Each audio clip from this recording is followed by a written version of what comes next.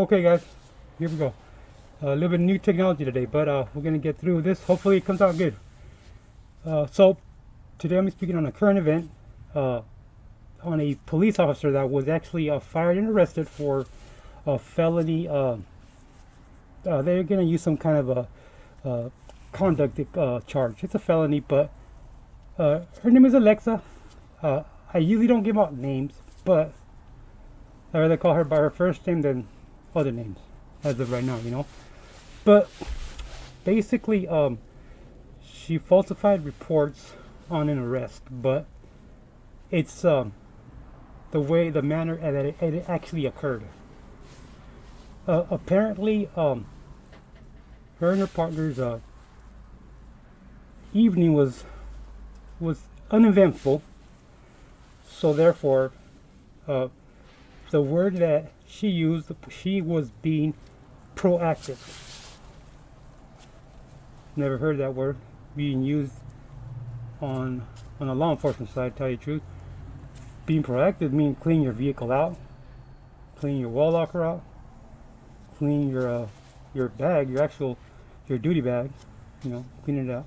That's proactive. But she considered proactive running plates on a vehicle that should have never been actually ran through the system. So apparently she ran this vehicle license plate and it came back to a female registered owner of the vehicle, but a male was actually driving the vehicle. Therefore, giving her probable cause of suspicion to actually follow the vehicle into a private gas station as the driver of that vehicle pulls into the parking lot, does not actually park the vehicle in between the lines and proceeds to go into the store.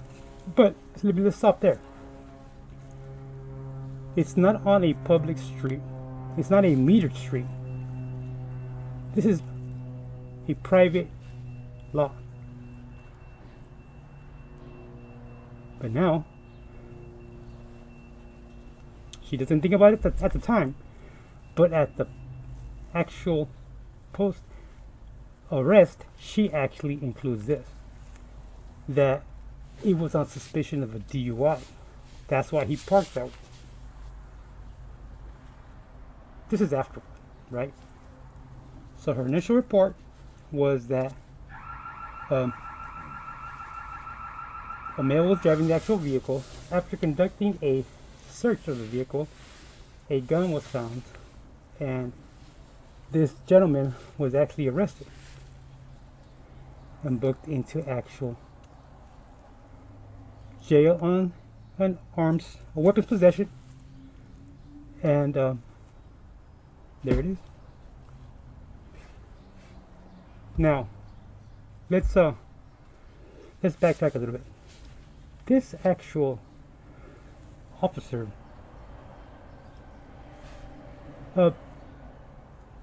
had no business actually running this license plate because the actual vehicle was not conducting any kind of actual vehicle. Like, he wasn't speeding. He was not.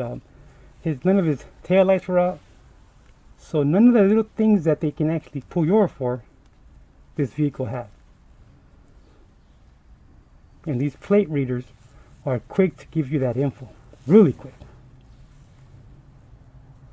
So they caught her actually lying about the actual circumstances after she talked to her fiance that works for a different department, or different city, I believe, and they threw in the DUI suspicion.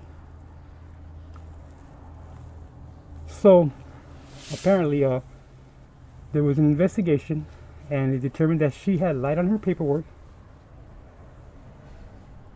and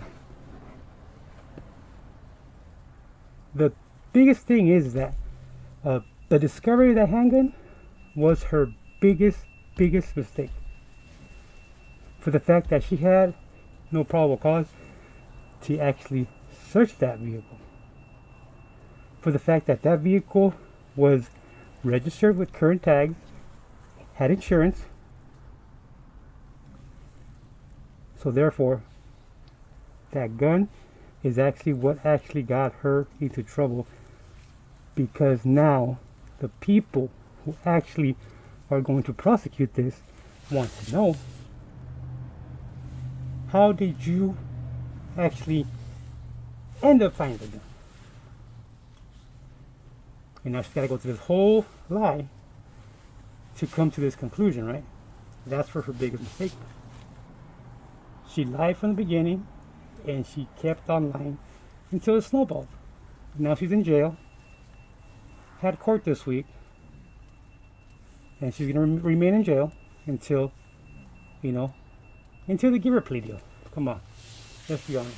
Until they give her a plea deal, she'll get probation. She'll be out within two months, and or less, probably less. But that's just the way it goes. What about the guy?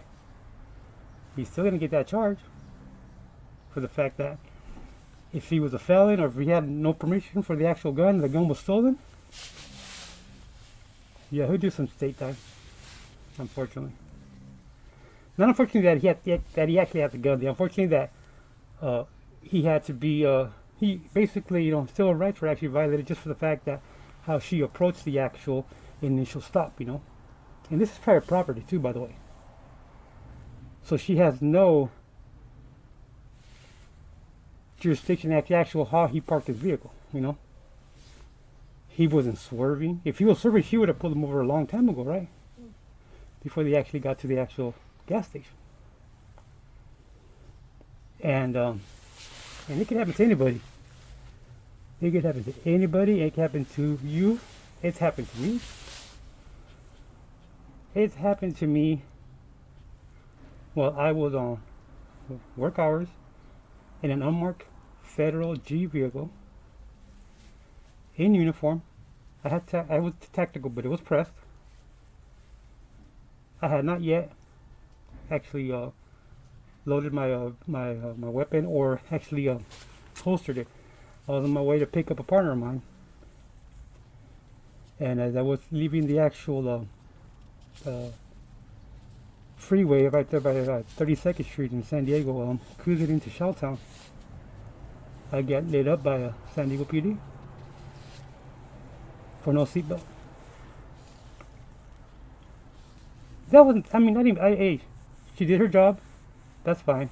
I broke the law. But how are you going to call backup on me? 2 vehicles rolls up on me. And I got them to my right flank, overlooking, see where my hands are. In a federal uniform, in a federal Jeep car. She handed me a ticket. $12 ticket, no seatbelt. Couldn't make this up, man. But anyways, I'm gonna keep an eye on this actual case, and be careful out there, because apparently they're treating every stop as a felony stop. Remember, I had my earpods on. Supposedly he saw me with earpods on. He didn't see me. He used it afterwards, after I got out of the vehicle. When I asked him why do I have to go back in my vehicle? He said, because you're driving with your 2 earpods on your ears. Okay, fair enough. I went back and sat in my vehicle until they conduct the whole felony thing for me and my female partner. Alright guys, don't forget to like and subscribe. Thanks a lot.